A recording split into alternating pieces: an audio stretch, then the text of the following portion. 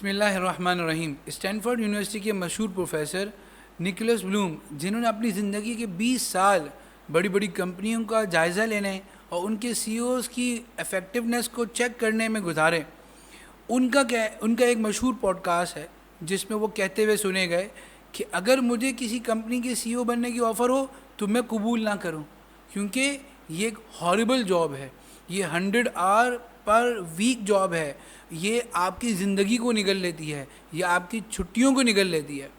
ایسا کیوں ہے؟ کیونکہ یہ حقیقت ہے، جیسے جیسے کمپنی ترقی کرتی ہے، جیسے جیسے بندے کی ملازمت کا لیول بڑھتا رہتا ہے، اس کی ورک لائف بیلنس بہت متاثر ہوتا ہے۔ ہم ورک ہالک بنتے جاتے ہیں اور دن کے اکثر گھنٹے اپنی ملازمت اور اپنے کاروبار کی نظر کرتے چلے جاتے ہیں، نہ دوستوں کا ہوش ہوتا ہے، نہ تبلیغ، نہ دین کی علم حاصل کرنے کا جذبہ ہوتا ہے، نہ گھر والوں کو وقت دیا جا رہا ہوتا ہے، نہ بچوں کی تربیت ہو رہی ہوتی ہے۔ اور اس کا ادراک ہمیں جب ہوتا ہے جب پانی سر کے اوپر سے گزر جاتا ہے، جب بڑھاپے میں نہ ہم دین کو سیکھ چکے ہوتے ہیں، نہ بچے ہمیں وقت دے رہے ہوتے ہیں، نہ ہمارے کوئی دوست ہمارے ساتھ ہوتے ہیں۔ خود حدیث میں نبی کریم صلی اللہ علیہ وسلم نے فرمایا وَأَجْمِلُوا فِي الطَّلَبِ، کہ اجمال کے ساتھ کاروبار کو اور معاش کو حاصل کرو، ایسے منہمک مت ہو جاؤ کہ فرائض سے غافل ہو جاؤ۔ یہ جو ایک چیلنج ہے جو آج کی ماڈرن ورلڈ میں سارے ہی معیشت سے وابستہ لوگوں کو پیش آتا ہے کہ ورک لائف بیلنس یعنی ایک معتدل زندگی نہیں گزار پاتے۔ اس کا حل کیا ہے؟ صرف شریعت، کیونکہ شریعت نے ہمیں یہ بتایا کہ ایک معتدل زندگی کیسے ہوتی ہے۔ خود اللہ تعالیٰ نے اس امت محمدیہ کا نام امت وسط رکھا، یعنی یہ وہ امت جو معتدل زندگی گزارتی ہے۔ اور کیوں نہ ہو، اگر ہم معتدل زندگی نہیں گزاریں تو ہمیں 3 بڑے نقصانات کا سامنا کرنا پڑتا ہے۔ سب سے بڑا مسئلہ کہ ہم اپنے رشتے کھو دیتے ہیں۔ اللہ تعالیٰ نے ہمیں خوبصورت رشتے دیے، ماں باپ، بچوں کی صورت میں، بہن بھائیوں کی صورت میں، ان رشتوں کو ہم کھو دیتے ہیں۔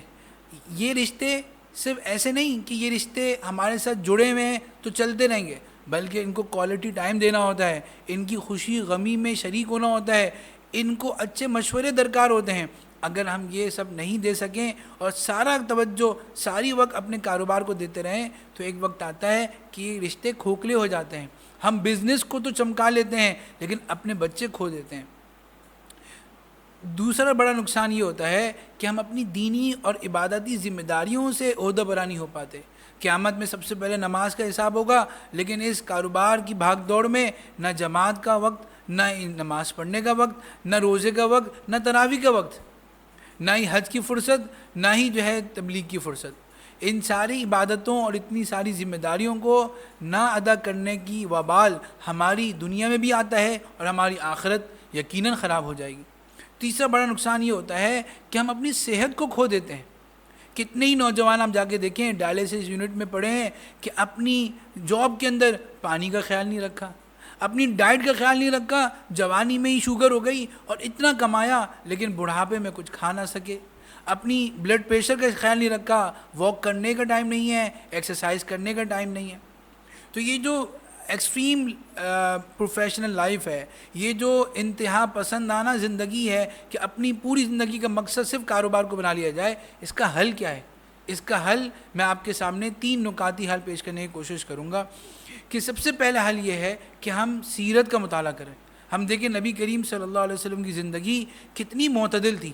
ہم یہ دیکھتے ہیں کہ غیر مسلم تک، آپ دیکھیں مائیکل ہارٹ ایک غیر مسلم ہے، تاریخ داں ہے، وہ ایک کتاب لکھتا ہے دی 100 top ranking of highly influential person, یعنی دنیا کی پوری تاریخ جب سے دنیا بنی ہے اس میں 100 انتہائی کامیاب لوگ کون ہیں۔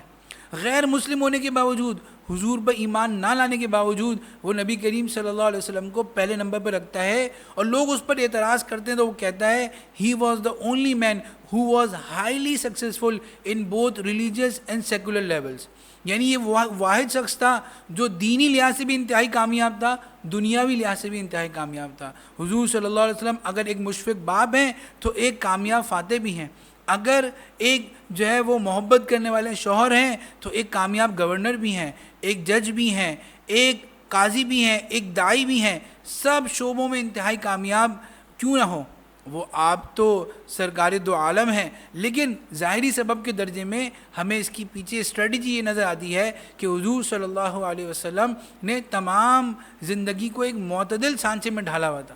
آپ کی دیکھیں حضرت علی رضی اللہ عنہ سے روایت ہے کہ نبی کریم صلی اللہ علیہ وسلم جب اپنے گھر جاتے تو اپنے گھر کے اوقات کو 3 حصوں میں ڈیوائیڈ کرتے، ایک حصہ اپنی ذات کے آرام کے لیے، ایک حصہ اپنے رب کی عبادت کے لیے، ایک حصہ اپنے گھر والوں کے حقوق کی ادا کرنے کے لیے۔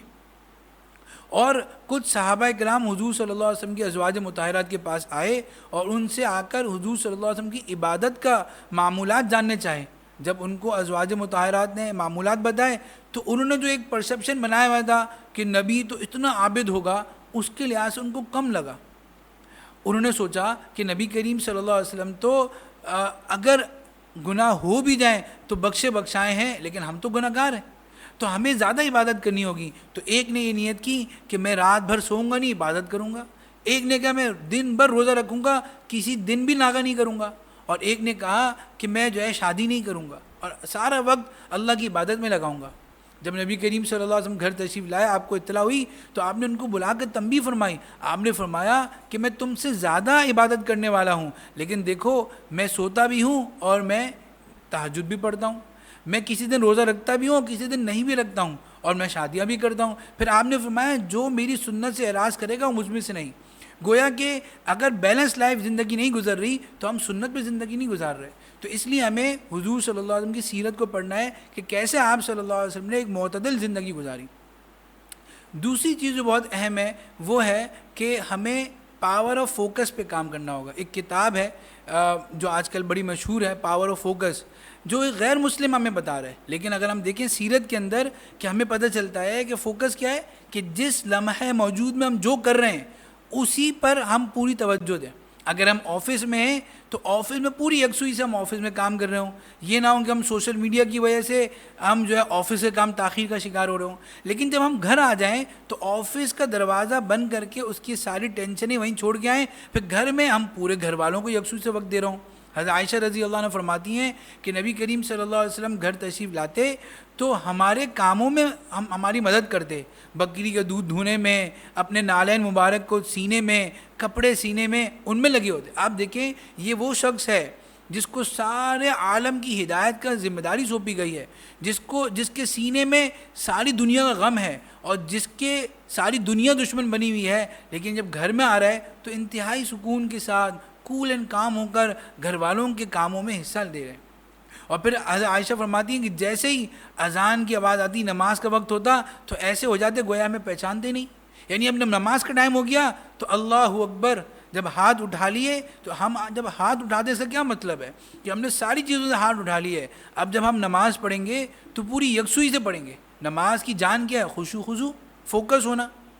تو سیکنڈ چیز یہ ہے کہ ہم اپنی زندگی میں فوکس ہوں، جو کام کر رہے ہوں پوری توجہ سے۔ نبی کریم صلی اللہ علیہ وسلم شمائل ترمذی میں ہے کہ جب کسی سے بات کرتے تو پوری اس کی طرف متوجہ ہو کر اس کی طرف صرف گردن نہیں پورا جسم گھما کے بات کرتے، یعنی جو بھی بات کر رہا ہوتا اس کو پوری توجہ دیتے۔ تو ہم ایسا نہیں ہے کہ ہم آفس میں بیٹھ کر یونیورسٹی کے اسائنمنٹ کر رہے ہیں اور گھر میں بیٹھ کر آفس کی ڈیلنگ کر رہے ہیں، تو دوستوں میں بیٹھ کر جو ہے وہ آفس کے مسائل ڈسکس کر رہے ہیں، نہیں، پھر ہم کسی ریلیشن کا بھی انجوائے نہیں کر سکیں گے، بلکہ ہر چیز کو اس کا وقت دینا ہے۔ دیکھیں آپ یہ دیکھیں حدیث شریف میں فرمایا کہ تم میں سے ہر ایک نگہباں ہے، اس سے اس کی رعیت کے بارے میں پوچھو گی۔ یہاں جو ورڈ یوز کیا وہ رائن، چرواہے کا ورڈ یوز کیا کہ تم چرواہے ہو اس سینس میں کہ تمہاری ایک چراگاہ ہے، اس کی تمہیں نگہبانی کرنی ہے۔ اب دیکھیں چرواہا جو ہوتا ہے وہ اپنی بکریوں کو صرف زندہ نہیں رکھتا بلکہ ان کی ساری ضرورتوں کو پہ نظر رکھتا ہے۔ یہ بکری کمزور ہے، کیسے چل رہی ہے، یہ بکری تیز ہے، پھرتیلی ہے، اس کو تھوڑا روک کے چلنا ہے۔ اسی طرح ایسا نہیں کہ ہم گھر میں ہیں بس گھر میں وقت گزارے، نہیں، ہم اپنے بچوں کو کوالٹی ٹائم دے رہے ہیں۔ کون سا بچہ کن بری اخلاق کا شکار ہو رہا ہے، کون سا بچہ جو ہے وہ کن گیمز کو دیکھ رہا ہے، یوٹیوب پہ کیا سائٹس دیکھ رہا ہے، کون سے کارٹون کو دیکھ رہا ہے۔ ہم گھر میں ہیں تو اس وقت ہم سی او نہیں ہیں، ہم ایم ڈی نہیں ہیں، ہم بچوں کے باپ ہیں اور ان کی تربیت ہماری ذمہ داری ہے۔ ہم یونیورسٹی میں ہیں تو وہاں پر ہم اس کا پورا تندہی سے کام کر رہے ہیں۔ تو کوالٹی ٹائم دینے کا ہمارے اندر تصور آ جائے، ہم فوکس ہونا شروع ہو جائیں۔ تیسری بڑی اہم بات یہ ہے، تیسرا بڑا طریقہ یہ ہے کہ ہم اپنے تمام رولز اور ڈائمنشنز کو دیکھتے ہوئے ایک نظام الاوقات بنائیں۔ دیکھیں ہر انسان کی 5 جہتیں ہوتی ہیں، اس کی 5 قیمتی اثاثے ہوتے ہیں۔ ہر انسان کو ترقی کرنی ہوتی ہے، معاشی لحاظ سے بھی، سماجی لحاظ سے بھی، مذہبی لحاظ سے بھی، عقلی لحاظ سے بھی اور دینی لحاظ سے بھی، جس کو ہم کہتے ہیں فائنینشیل، اسپریچول، انٹلیکچول، سوشل اور ریلیجیس۔ اگر ہم ان سارے زاویوں سے ترقی کر رہے ہیں، دیکھیں ایک آدمی کا ایک ہاتھ بڑھ رہا ہے لیکن ایک ہاتھ نہیں بڑھ رہا تو یہ اب نارمل ہے، ایک ٹانگ بڑھ رہی ہے ایک ٹانگ نہیں بڑھ رہی تو یہ اب نارمل ہے۔ تو ہمیں 5 زاویوں سے ترقی کرنی ہے۔ صرف معاشی لحاظ سے ہم ترقی کر گئے لیکن ہم جو ہے صحت اپنی خراب کر گئے۔ ہم دیکھیں رات دیر تک آفس میں رہنے کی وجہ سے ہم نہ اپنے رشتہ داروں کو وقت دے پاتے ہیں اور نہ ہم رات کو دیر سے کھانے کی وجہ سے اپنی صحت کا خیال رکھ پاتے ہیں، نہ صبح کے فریش وقت میں واک کر پاتے ہیں۔ حالانکہ حضور صلی اللہ علیہ وسلم نے فرمایا اللہم بارک لی امتی فی بکورہا، اے اللہ میری امت کے صبح کے وقت میں برکت عطا فرما۔ اب صبح کے وقت میں ہم سو رہے ہوں گے اور ساری ترقی یافتہ قومیں جاگ رہی ہوں گی تو ان کی صحت بہتر ہوگی، ان کی معاش بہتر ہوگی۔ اسی طرح ہمارا نظام الاوقات ہو۔ نبی کریم صلی اللہ علیہ وسلم کا کیسا نظام الاوقات تھا کہ آپ صلی اللہ علیہ وسلم قیلولہ بھی فرماتے تھے۔ آپ صلی اللہ علیہ وسلم عصر سے مغرب انتہائی مصروف ہونے کے باوجود اپنی تمام بیویوں کے بعد عصر سے مغرب جایا کرتے تھے اور یہ وقت طے تھا۔ اور اسی طرح صبح فجر کے بعد کا وقت آپ کا طے تھا کہ اپنے صحابہ کرام سے حالات معلوم کرنا، کوئی خواب دیکھا ہو تو اس کی تعبیر دینا۔ پھر بعض روایت میں آتا ہے کہ آپ ہر ظہر کی نماز کے وقت بازار جاتے تھے اور بازار کا معائنہ کرتے تھے۔ آپ صلی اللہ علیہ وسلم کا ایک ڈیلی شیڈیول تھا، تو ہمارا بھی ایک شیڈیول ہو کہ کس وقت ہم نے ریڈنگ کرنی ہے، کس وقت ہم نے جو ہے وہ کسی عالم یا شیخ کے پاس جا کر اپنی اصلاح کرنی ہے، کس وقت ہم نے رشتہ داروں کو وقت دینا ہے، کس وقت ہم نے اپنی بھرپور نیند کرنی ہے۔ اور یہ نظام الاوقات قدرت کے موافق ہو۔ قدرت نے نظام کیا بنایا؟ وَجَعَلْنَا اللَّيْلَ لِبَاسًا وَجَعَلْنَا النَّهَارَ مَعَاشًا۔ قرآن کریم کی آیت ہے کہ اللہ تعالیٰ نے رات کو سونے کا بنایا اور دن کو معاش کا بنایا۔ تو قدرت کے ٹائم کے مطابق ہم جب اپنی بایولوجیکل کلاک کے مطابق اپنا نظام الاوقات بنائیں گے تو ہماری صحت بھی بہتر رہے گی اور ہم تمام زاویوں سے ترقی کر سکیں گے اور ایک معتدل زندگی گزار سکیں گے۔ دیکھیں معتدل زندگی صرف معاشی لحاظ سے نہیں بلکہ ہر لحاظ سے ضروری ہے۔